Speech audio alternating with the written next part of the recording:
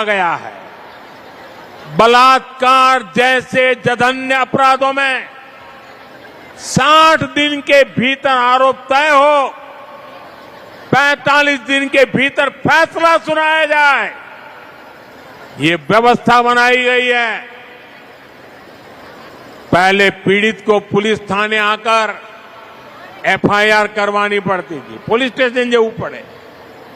अब नए कानून में कहीं से भी एफआईआर दर्ज कराई जा सकती है। इससे पुलिस को भी फौरन कार्रवाई करने में आसानी होती है। जीरो एफआईआर के प्रावधान के तहत कोई भी महिला अपने ऊपर अत्याचार होने पर किसी भी पुलिस स्टेशन में एफआईआर दर्ज करा सकती है। एक और प्रावधान किया गया है कि अब रेप विक्टिम का बयान पुलिस ऑडियो वीडियो के माध्यम से भी दर्ज कर सकती है। इसे भी कानूनी मान्यता दी गई है। पहले मेडिकल रिपोर्ट में भी काफी समय लग जाता था, अब डॉक्टरों द्वारा मेडिकल रिपोर्ट आगे बढ़ाने के लिए भी 7 दिन का समय तय कर दिया गया है। इससे पीड़ित महिलाओं को काफी मदद मिल रही है। साथियों, ये जितने भी नए प्रावधान भारतीय न्याय संहिता में किए गए हैं, इनके परिणाम भी देखने को मिल रहे हैं। सूरत जिले का ही एक उदाहरण है। पिछले साल अक्टूबर में वहां एक बेटी के साथ गैंग रेप की दुखद वार्ता हुई। वारदात गंभीर थी। भारतीय न्याय संहिता के बाद इस केस में सिर्फ 15 दिन के भीतर आरोप तय हुए और कुछ सप्ताह पहले दोषियों को उम्र कैद की सजा भी हो गई। 15 दिवस में પોલીસે કામ પૂરું કર્યું, ન્યાયની પ્રક્રિયા ચાલી અને ટૂંકા ગાળામાં જન્મટીપની સજાએ થઈ ગઈ। भारतीय न्याय संहिता लागू होने के बाद देश भर में महिलाओं के खिलाफ अपराधों की सुनवाई में बहुत तेजी से आई है। यूपी के अलीगढ़ में एक अदालत ने नाबालिग से रेप के मामले में 20 साल की जेल की सजा सुनाई है। ये यूपी में भारतीय न्याय संहिता के तहत पहली सजा है जिसमें आरोप पत्र दाखिल होने के 30 दिन के भीतर सजा सुनाई गई। कोलकाता की एक अदालत ने 7 महीने की बच्ची से रेप के मामले में दोषी को फांसी की सजा सुनाई है। ये सजा अपराध के 80 दिनों के भीतर सुनाई गई है। देश के अलग अलग राज्यों के उदाहरण ये साफ दिखाते हैं कि भारतीय न्याय संहिता ने, हमारी सरकार ने जो अन्य फैसले लिए हैं, उन्होंने कैसे नारी की सुरक्षा को बढ़ाया है और नारी को जल्द न्याय भी सुनिश्चित किया है। माताओं बहनों, सरकार के मुखिया के रूप में, आपके सेवक के रूप में आप सबको ये विश्वास दिलाता हूं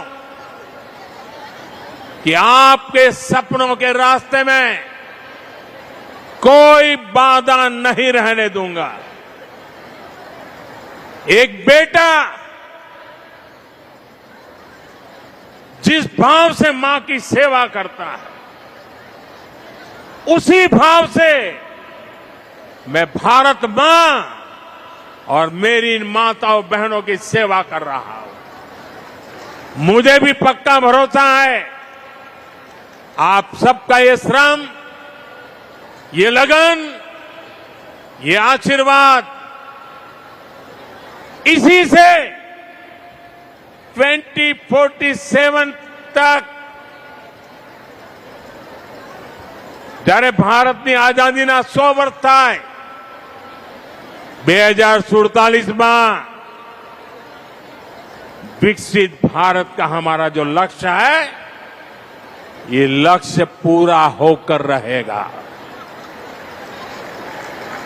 इसी भाव के साथ आप सभी को, देश की हर माता, बहन, बेटी को एक बार फिर महिला दिवस की बहुत बहुत शुभकामनाएं देता हूं, बहुत बधाई देता हूं। मेरे साथ बोलिए, दोनों हाथ ऊपर करके बोलिए, भारत माता की। आज नारी का आवाज तेज चाहिए। भारत माता की, भारत माता की, भारत माता की। वंदे वंदे वंदे वंदे वंदे वंदे वंदे।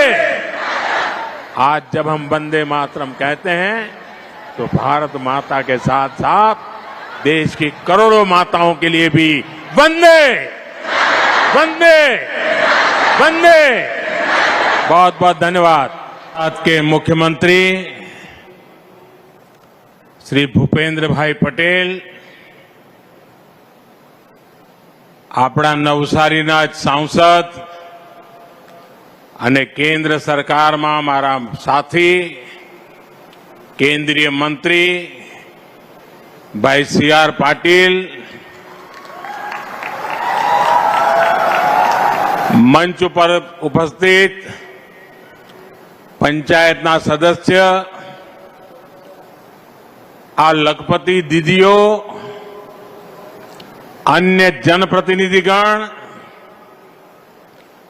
और यहां बड़ी संख्या में आए विशेष करके मेरी माताएं, बहनें और बेटियां, आप सभी को नमस्कार।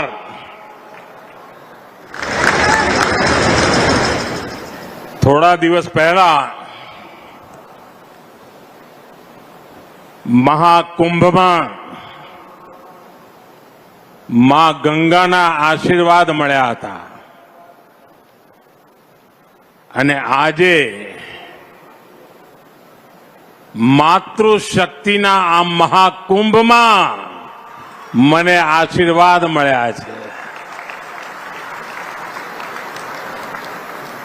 महाकुंभ में माता गंगा के आशीर्वाद मिले और आज मातृशक्ति के इस महाकुंभ में आप सभी माताओं बहनों के आशीर्वाद मिले। आज महिला दिवस का ये दिन गुजरात की मेरी मातृभूमि और इतनी बड़ी संख्या में आप सब माताओं, बहनों, बेटियों की उपस्थिति, इस विशेष दिन आपके इस प्यार, स्नेह और आशीर्वाद के लिए मैं मातृशक्ति को सर झुकाकर नमन करता हूं।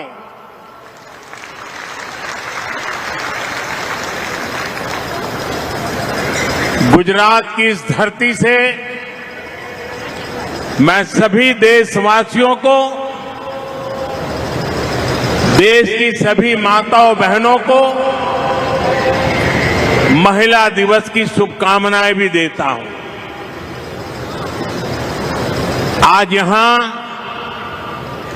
गुजरात सफल और गुजरात मैत्री, इन दो योजनाओं का शुभारंभ भी हुआ है। अनेक योजनाओं के पैसे भी महिलाओं के बैंक खातों में सीधे ट्रांसफर किए गए हैं। मैं इसके लिए भी आप सभी को बधाई देता हूं। साथियों, आज का दिन महिलाओं को समर्पित है। हम सबके लिए महिलाओं से प्रेरणा प्राप्त करने का दिवस है, महिलाओं से कुछ सीखने का दिवस है। और आज के इस पवित्र दिवस पर मैं आप सभी का अभिनंदन भी करता हूं, आभार भी व्यक्त करता हूं। आज इस दिन मैं गर्व से कह सकता हूं कि मैं दुनिया का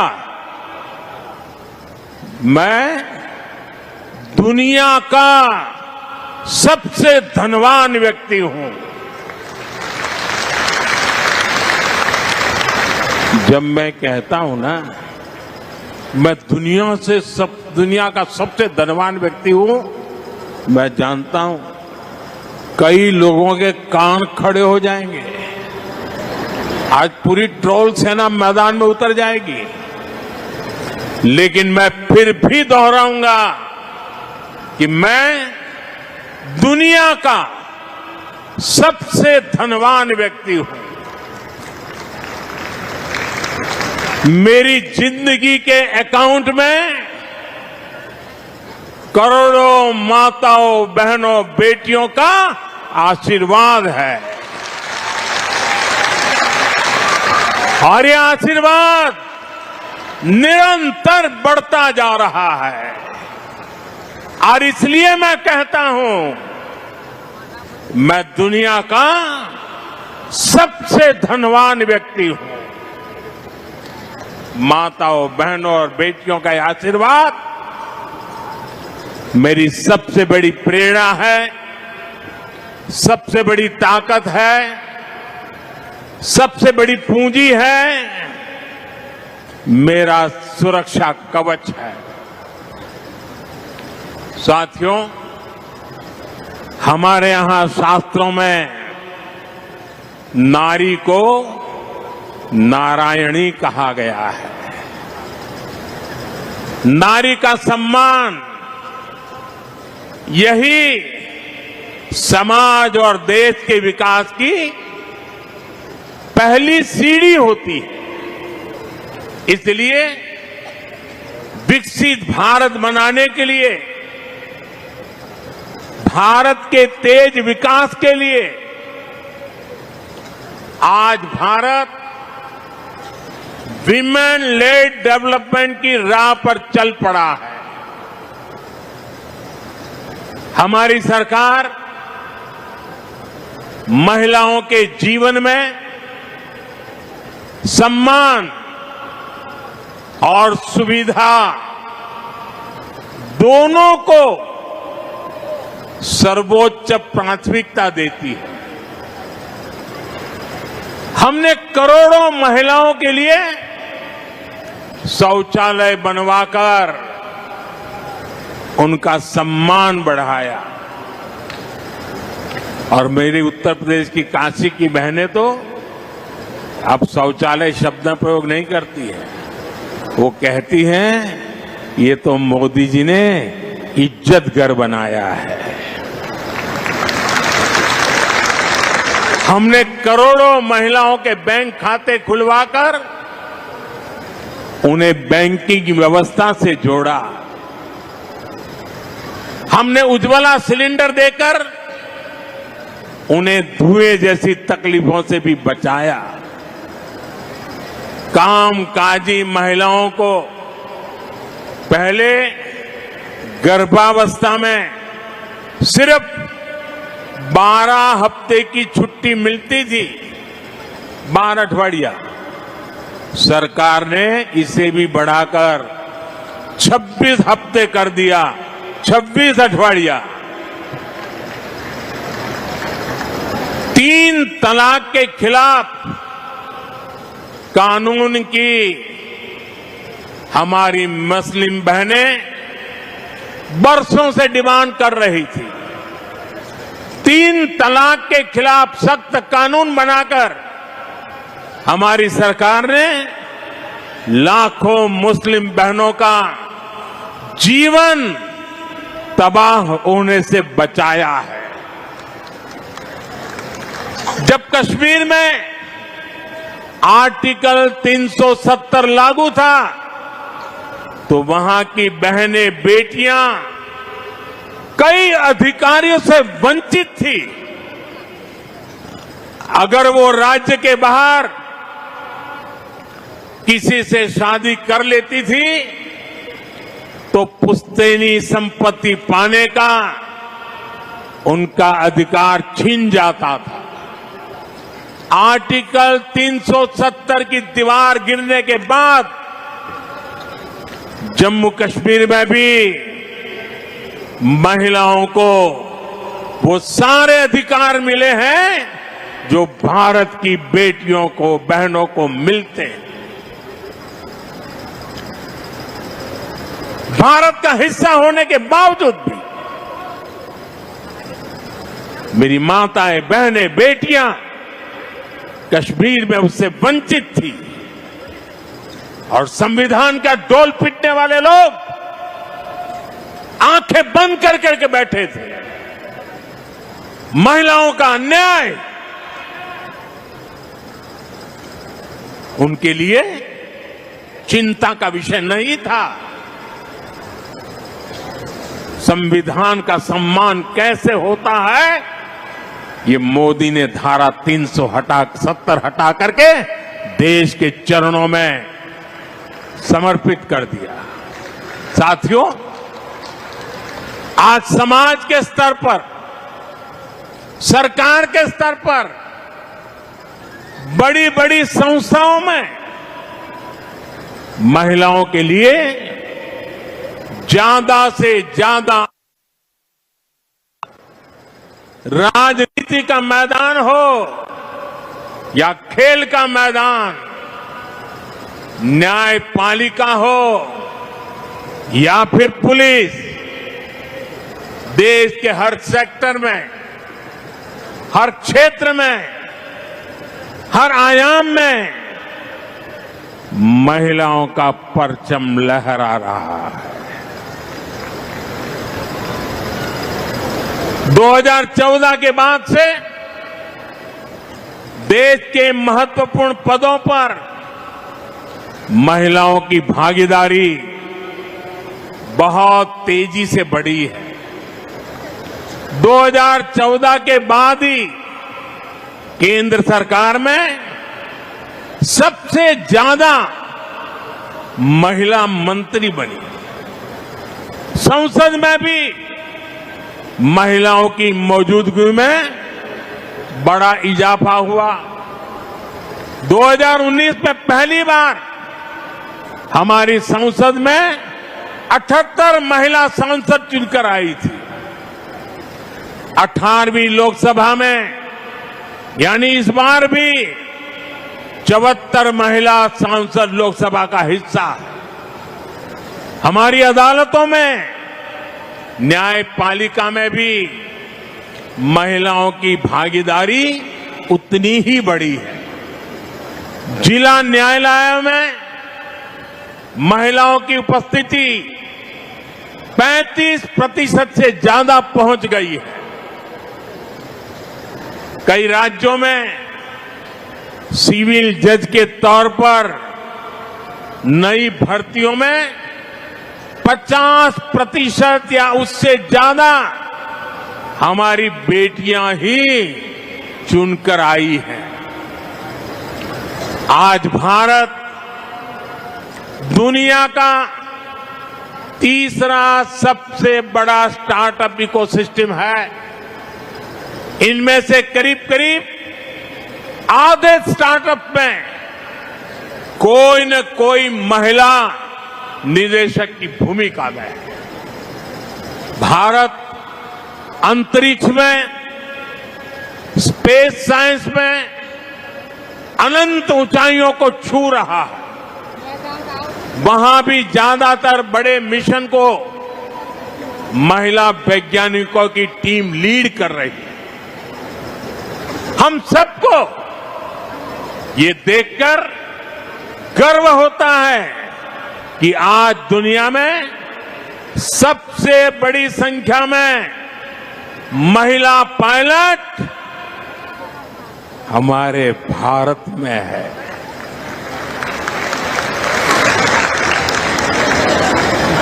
हम यहां नवसारी के इस आयोजन में भी नारी शक्ति के सामर्थ्य को देख सकते हैं। इस आयोजन की पूरी जिम्मेदारी महिलाओं ने संभाली है।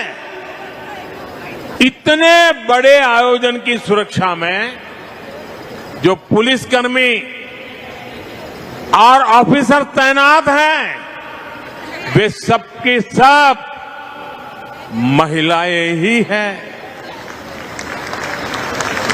Constable, inspector, sub inspector, DSP से लेकर वरिष्ठ ऑफिसर्स तक यहां की सुरक्षा व्यवस्था महिलाएं ही संभाल रही है।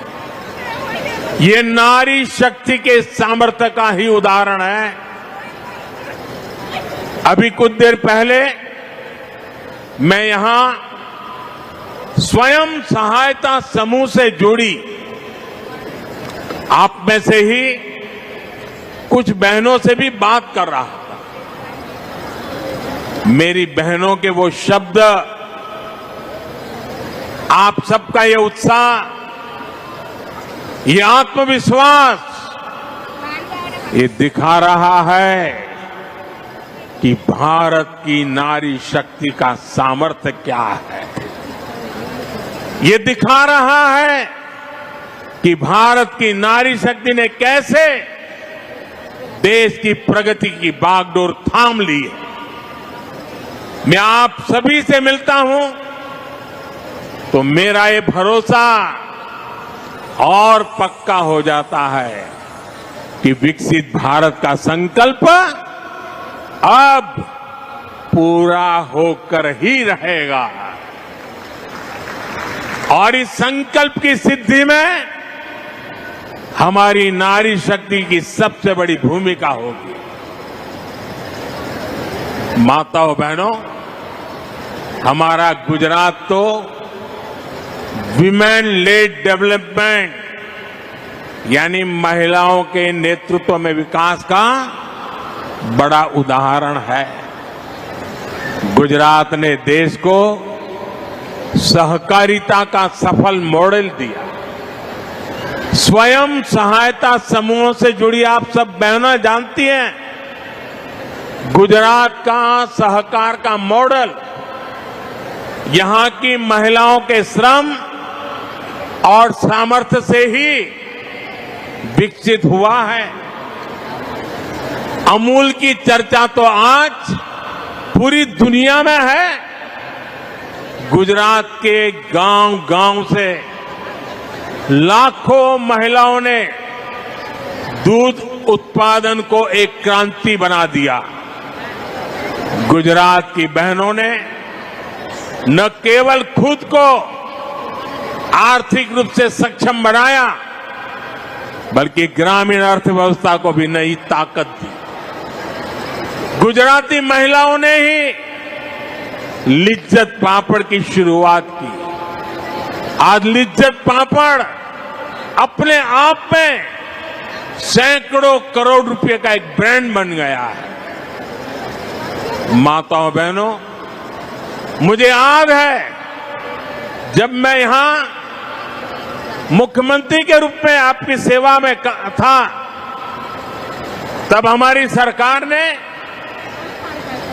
बहनों बेटियों के हितों को ध्यान में रखते हुए चिरंजीवी योजना, बेटी बचाओ अभियान, ममता दिवस, कन्या केळवणी रथ यात्रा, कुंवरबाईનું મામેરું, सात फेरा समूह लग्न योजना, अभयम हेल्पलाइन, ऐसे कितने ही काम किए थे। जब नीतियां सही होती है तो नारी का सामर्थ्य कैसे बढ़ता है, गुजरात ने ये पूरे देश को दिखाया है।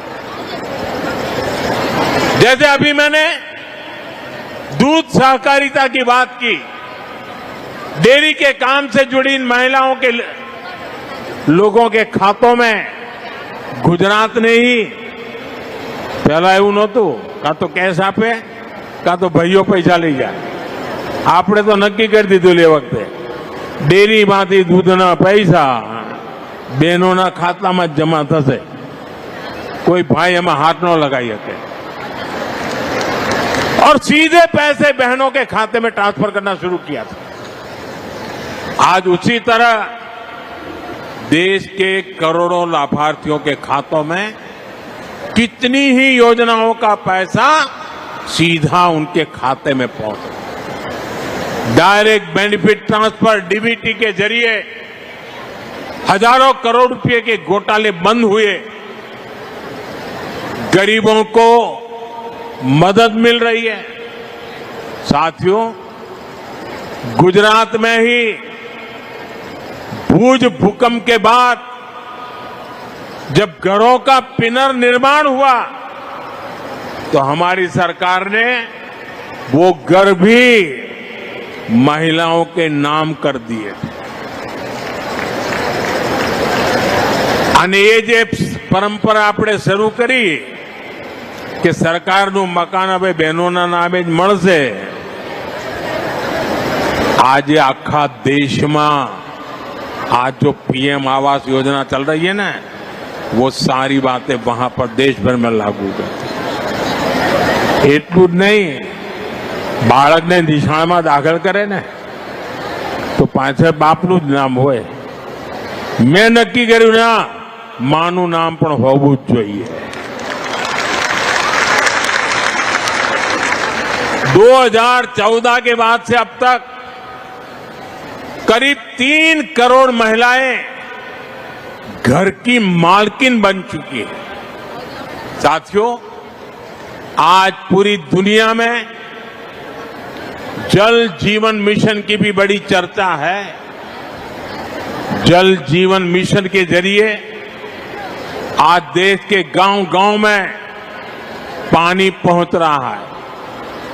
पिछले 5 साल में ही लाखों गांवों के 15.5 करोड़ घरों तक पाइप से पानी पहुंचाया गया है.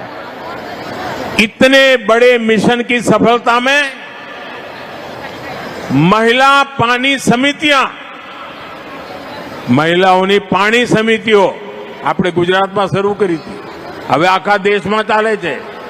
પાણી સમિતિઓને બડી ભૂમિકા નિભાઈ અને આ મહિલા પાણી સમિતિઓનું મોડલ ગુજરાતે જ આપ્યું છે. आज यही मॉडल पूरे देश में पानी के संकट को हल कर रहा है. साथियों, जब हम पानी की समस्या के समाधान की बात करते हैं तो पानी को बचाना यानी जल संरक्षण भी उतना ही जरूरी हो जाता है. आज देश भर में एक अभियान चलाया जा रहा है, कैच द रेन, बूंद बूंद पानी को पकड़ो. कैच द रेन का मतलब है जहां बारिश का पानी गिरे उसे व्यर्थ नहीं जाने देना. सीमनु पानी सीममा ने घरनु पानी घरमा. उस पानी का रक्षण करना. और मुझे खुशी है कि आज ये अभियान हमारे नवसारी के सांसद सीआर पाटिल जी के नेतृत्व में देश भर में आगे बढ़ रहा है. और मुझे बताया गया है कि नवसारी की आप सभी बहनों ने भी इस दिशा में बहुत अच्छा काम किया है. बारिश के पानी को बचाने के लिए नवसारी में तालाब, check dam, borewell recharge, community soak pit जैसे 5000 से ज्यादा निर्माण पूरे कर्ज किए जा चुके हैं. एक जिले में ये बहुत बड़ी बात है. अभी भी जल संरक्षण से जुड़े सैकड़ों कार्य नवसारी में चल रहे हैं। अभी सीआर मुझे बता रहे थे, पिछले 2-3 दिन में ही 1100 और काम हो चुके हैं। आज भी 1000 परकोलेशन पीट बनाने का काम किए जाना है। नवसारी जिला रेन वाटर हार्वेस्टिंग यानी जल संरक्षण में गुजरात के सबसे आगे रहने वाले जिलों में से एक है। मैं इस उपलब्धि के लिए नवसारी की मेरी माताओं, बहनों, बेटियों को विशेष तौर पे बधाई देता हूं। आज હું જોતો તો એક જ જિલ્લામાંથી આ લાખો માતાઓનો મહાકુંભ, અને હું જોતો જાણે દીકરો ઘેર આવે અને માનો ચહેરો કેવો મલકાય, એમ બધાના ચહેરા આજે મલકાતા હતા. અને આ તો એવો દીકરો જેને તમે ત્રીજી વાર પ્રધાનમંત્રી બનાવ્યો. આપના આશીર્વાદથી બને છે. અને એટલે દીકરો ઘેર આવે ને માનું મોં મલકાય, એમ આજે અહીંયા દરેક માના ચહેરા પર ये संतोष, ये आनंद અને આશીર્વાદના ભાવ મારા જીવનને ધન્ય બનાવતા હતા. साथियों, गुजरात की महिलाओं का सामर्थ्य, गुजरात के उदाहरण किसी एक क्षेत्र तक सीमित नहीं है. यहां पंचायत चुनावों में 50% सीटें महिलाओं के लिए आरक्षित की गई है. जब आपने मुझे प्रधान सेवक के तौर पर दिल्ली भेजा तो उसी अनुभव को, उसी प्रतिबद्धता को मैं देश में लेकर के गया. जब देश को नई संसद मिली तो हमने सबसे पहला बिल नारी शक्ति के लिए पास किया. આ સંસદનું જે નવું ભવન બન્યું છે ને, એમાં પહેલું કામ અમે આ કર્યું બહેનો માટે. અને એ જ મોદીની માતાઓ બહેનો માટેનો समर्पण भाव व्यक्त करे. और आप जानती हैं, नारी शक्ति बंधन अधिनियम से जुड़ी हुई सबसे गर्व की बात क्या है? एक सामान्य पृष्ठभूमि, एक आदिवासी परिवार से आने वाली हमारी राष्ट्रपति जी ने इस बिल को मोहर लगाई, मंजूरी दी है. वो दिन दूर नहीं जब आप में से कोई सांसद या विधायक बनकर ऐसे ही मंच पर बैठा हो. साथियों, गांधी जी कहते थे, देश की आत्मा ग्रामीण भारत में बसती है. गांधी जी के कि देशનો आत्मा भारतना ગામડામાં છે. आज मैं उसमें एक पंक्ति और जोड़ता हूं. ग्रामीण भारत की आत्मा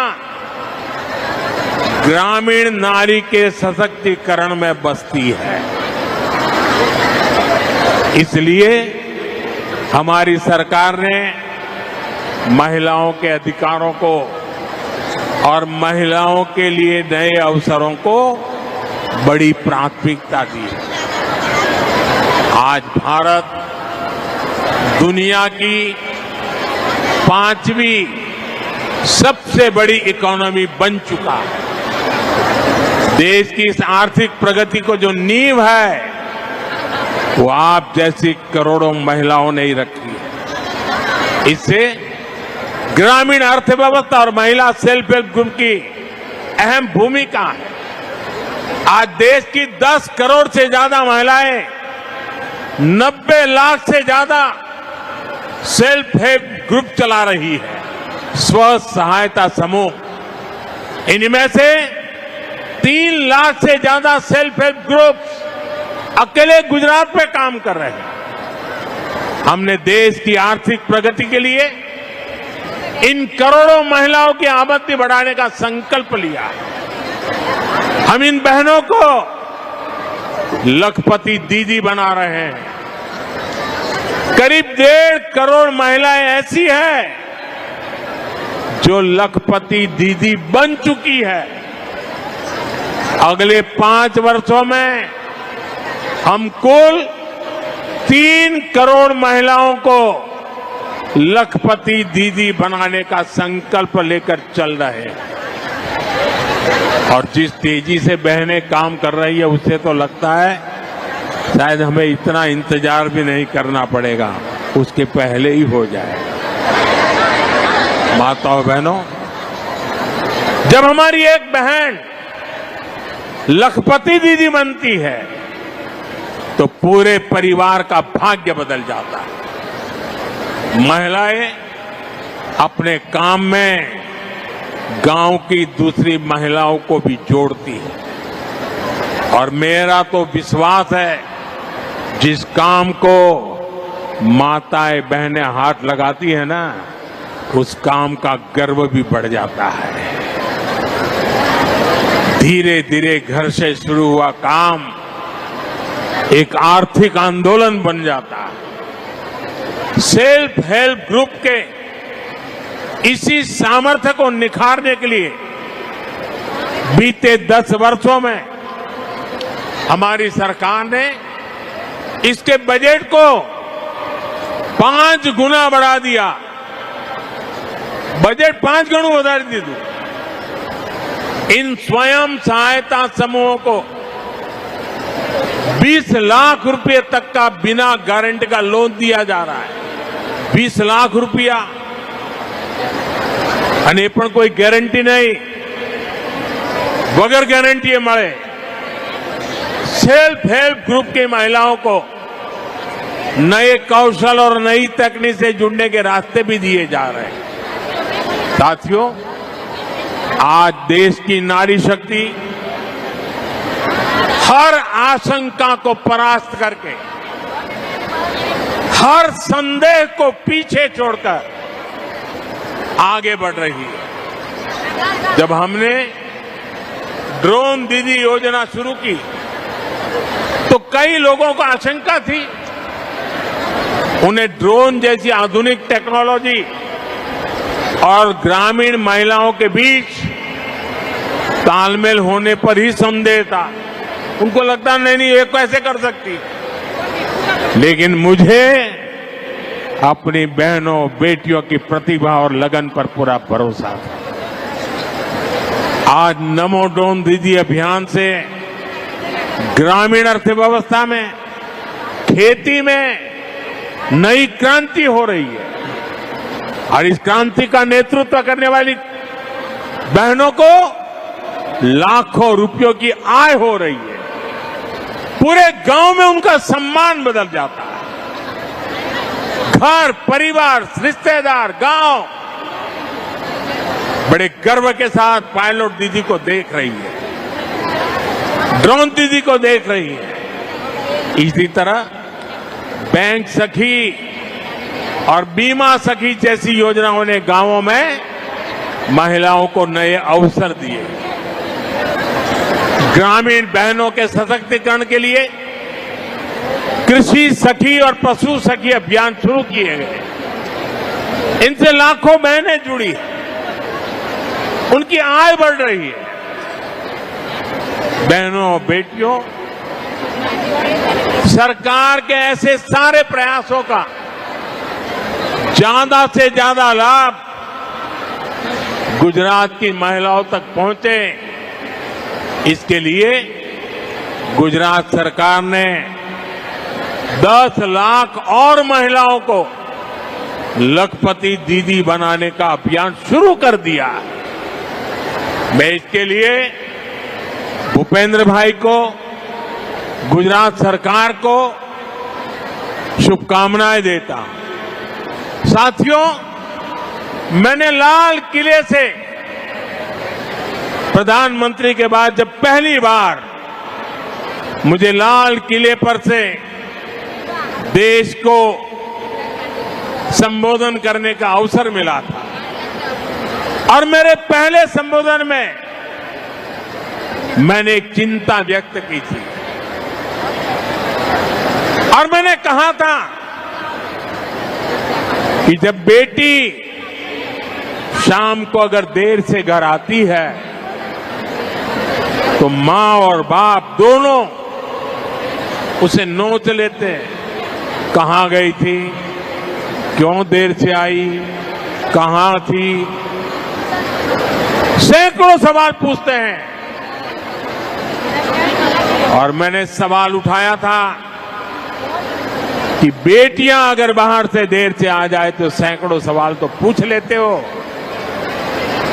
लेकिन क्या कभी बेटा देर रात घर आता है तो कभी उसको भी तो पूछा करो, बेटे कहां गए थे, किसके पास थे, क्या कर रहे थे। महिलाओं के खिलाफ होने वाले अपराधों को रोकने के लिए, एक बेहतर समाज बनाने के लिए ये बहुत जरूरी है।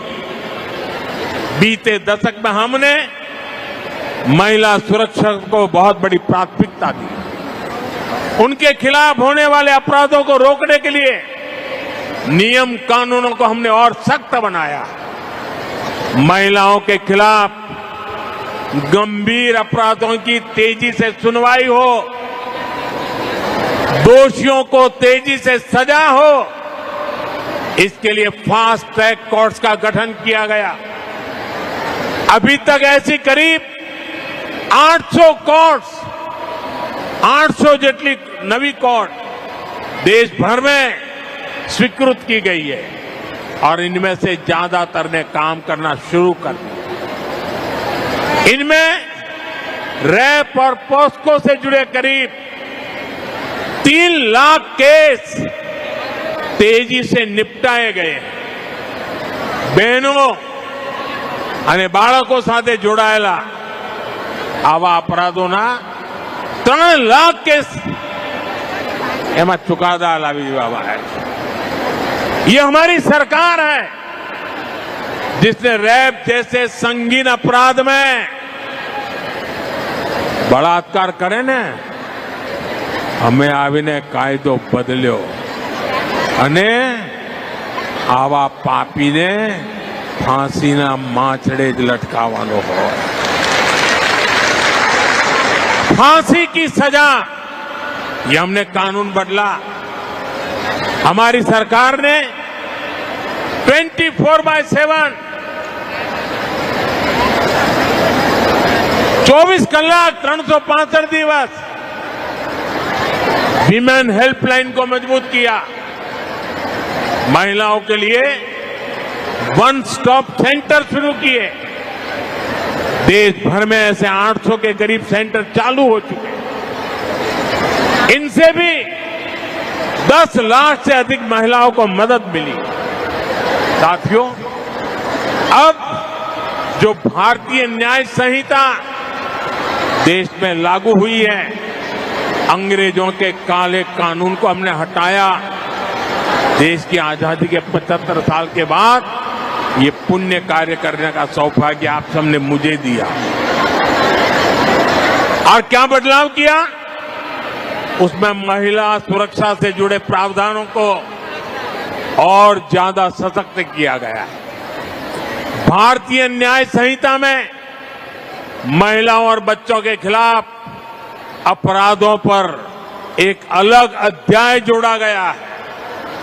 हम सभी की, पीड़ित बहनों की, समाज की ये शिकायत थी कि अपराध होने पर बेटियों को तारीख पर तारीख यही सिलसिला चलता है। न्याय का लंबा इंतजार करना पड़ता है। भारतीय न्याय संहिता में इसका भी ध्यान रखा गया है। बलात्कार जैसे जघन्य अपराधों में 60 दिन के भीतर आरोप तय हो, 45 दिन के भीतर फैसला सुनाया जाए, ये व्यवस्था बनाई गई है। पहले पीड़ित को पुलिस थाने आकर एफआईआर करवानी पड़ती थी, पुलिस स्टेशन जरूर पड़े। अब नए कानून में कहीं से भी एफआईआर दर्ज कराई जा सकती है।